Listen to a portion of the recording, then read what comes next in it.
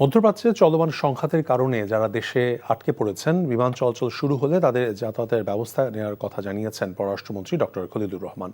বলেন, কেউ আক্রান্ত হবেন না, হলে যা করার করবে সরকার। আর বাহরাইন এবং সংযুক্ত আরব আমিরাতে মৃত 2 বাংলাদেশির মরদেহ দেশে আনার বিষয়ে সব ধরনের ব্যবস্থা নেবে সরকার। এদিকে তাদের মৃত্যুর খবরে পরিবার এবং এলাকায় শোকের ছায়া নেমে এসেছে। রিপোর্ট করছেন ওবায়দুল্লাহ মামুন।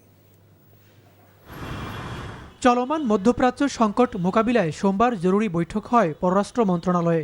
পররাষ্ট্রমন্ত্রী ডক্টর খলিলুর রহমানের নেতৃত্বে উপস্থিত ছিলেন 4টি মন্ত্রণালয়ের প্রতিনিধিরা। বৈঠকে মধ্যপ্রাচ্য সংকট নিয়ে বিস্তারিত আলোচনা হয়। উঠে আসে প্রবাসীদের নিরাপত্তা, আটকে পড়া যাত্রীদের ভিসা জটিলতা নিরসন ও প্রয়োজনে প্রবাসীদের দেশে ফিরিয়ে আনার বিষয়টিও। বৈঠক শেষে প্রবাসী কল্যাণ ও বৈদেশিক কর্মসংস্থান মন্ত্রী আরিফুল হক চৌধুরী জানান, ফ্লাইট বন্ধ থাকায় যারা ভিসা সংকটে পড়েছেন তাদের জন্য ইতিমধ্যেই ভিসা সেল গঠন করা হয়েছে। ভিসা সংক্রান্ত বিষয়ে আমাদের একটা সেল গঠন করা হয়েছে। তথ্য ইনফরমেশন পাওয়ার পরপর যাদের ভিসার মেয়াদ শেষ হয়ে যাচ্ছে বা 1 দিন বা 2 দিন ছিল আছে, পরবর্তীতে তাদের এই ব্যবস্থা নেওয়ার জন্য আমাদের পক্ষ থেকে সব ধরনের সংশ্লিষ্ট এমবাসির সঙ্গে যোগাযোগ করে প্রয়োজনীয় ব্যবস্থা নেওয়া।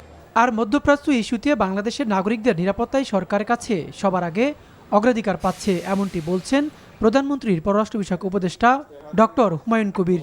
So we are doing everything for the welfare of the stranded passengers যারা আমাদের দেশি এবং যারা ওখানে আছে ensuring মানে কোনো যদি এখানে মানে if we see that it is going to a positive any deepening crisis that we can bring and evacuate our citizens.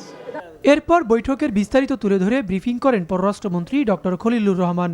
বলেন, বাংলাদেশের নাগরিকদের নিরাপত্তার বিষয়ে বাহরাইন, কুয়েত ও কাতারের পররাষ্ট্রমন্ত্রীর সঙ্গে আলাপ হয়েছে। আমরা প্রথম থেকেই বলে এসেছি যে এই সংঘাতময় সময়ে আমাদের সবচাইতে বড় প্রায়োরিটি বা অগ্রাধিকার হচ্ছে ওই অঞ্চলে বসবাসরত আমাদের নাগরিকবৃন্দ। আমাদের নাগরিকরা তারা আক্রান্ত হলে সেটা কাতারের ব্যারের পাশে হলে এপাশে হোক বা কাতারে গিয়ে হোক, আমরা তাদের পাশে দাঁড়াবো। এখন পর্যন্ত মধ্যপ্রাচ্যের বিভিন্ন স্থানে ক্ষেপণাস্ত্র ও ড্রোন হামলায় 2 জন বাংলাদেশি নাগরিক নিহত এবং আরও 7 জন আহত হয়েছেন। Obaidullah Mamun, NTV news, Dhaka.